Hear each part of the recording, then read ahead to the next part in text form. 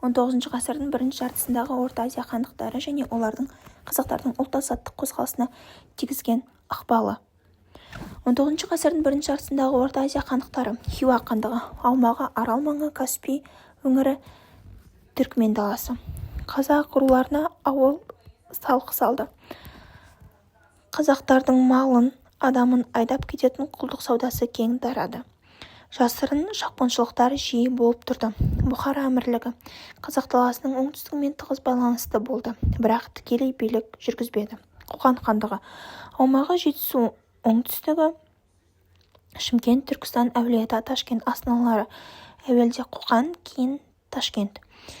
Саясат қазақтарға жыл сайын зекет, хараж, сыбаға салықтарын салды. Әскери саяси қысым жасап, бекіністер салды. Созақ, Шымкент, Түркістан, Әулиеата. Орта Азия хандықтарының Қазақстан даласына ықпалы. Саяси ықпал.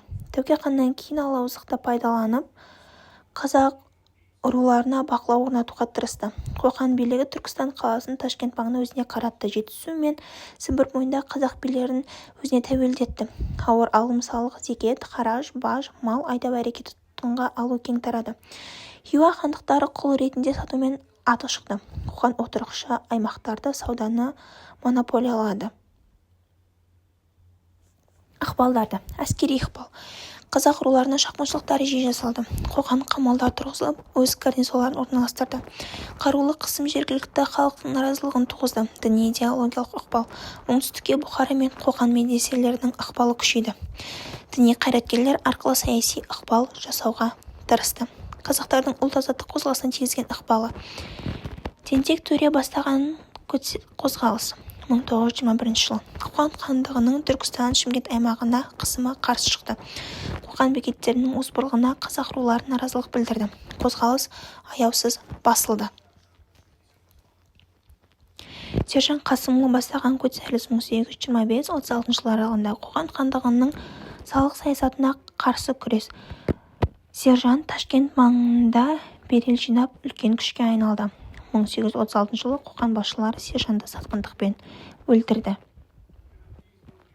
Кенесары Қасымұлы көтерілісі 1937-47 жылдар аралығы. Кенесары қозғалысына ықпал еткен жағдайлар.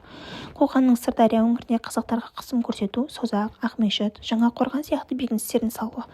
Хиуа, Жаңадария, Қуандария бойындағы қазақтарға салық салуы.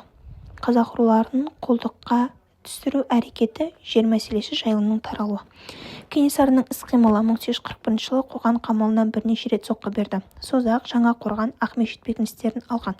Қоқан билігінің әлсіретіп, қазақ аталарының өзіндік билігі қалпына келтірілуге тырысты.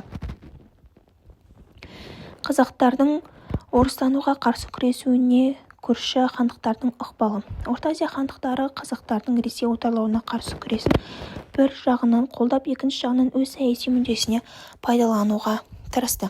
Кедергі келтірген тұстары.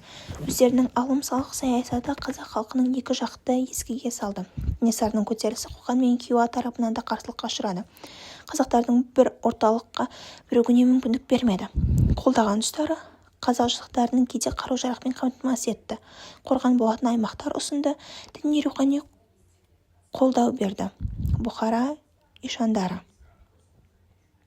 Қорытынды. Орта Азия хандықтарының қазақтардың ұлт-азаттық қозғалысына екі түрлі әсер етті. Біріншісі, қысым мен алым салық арқылы халықтың наразылығын күшейтті. Екіншісі, саяси әскери озбырлығы арқылы ұлт-азаттық көтерілістің тууына түрткі болды.